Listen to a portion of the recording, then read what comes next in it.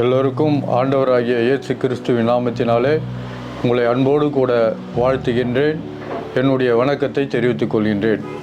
கடந்த 3 ஆண்டு காலமாக நம்மளுடைய திருச்சபையினுடைய பணியை ஆற்ற கிருபை செய்த இறைவனுக்கு முதலாவது என்னுடைய நன்றியை தெரிவித்துக் கொள்கின்றேன்.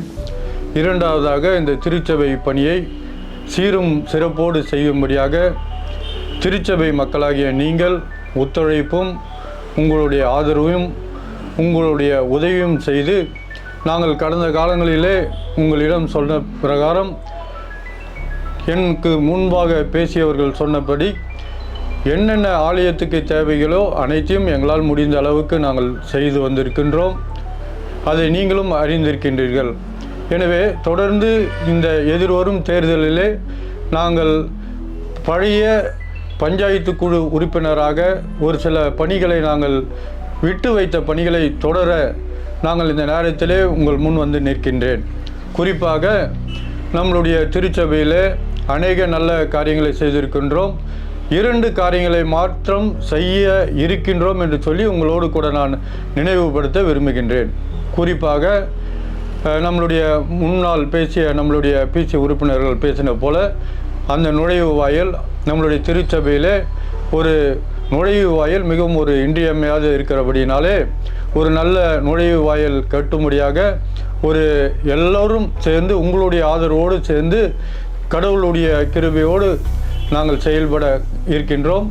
இரண்டாவதாக நம்மளுடைய ஆலயத்திலே ஒரு ஓப்பன் ஏர் ஸ்டேஜ் திறந்த வெளி ஒரு அரங்கம் கட்டி, ஏன் என்று சொன்னால் நம்மளுடைய திருச்சபை மக்கள், ஏழை மக்கள், நம்மளுடைய திருச்சபையில் ஒரு திருமணம் நடக்கின்றது என்று சொன்னால் வெளியிலே அதிகப்படியான வாடகையை கொடுத்து அவர்களால் திருமண வரவேற்புகளை நடத்துவது மிகவும் ஒரு கஷ்டமான சூழ்நிலையாக இருக்கிறது.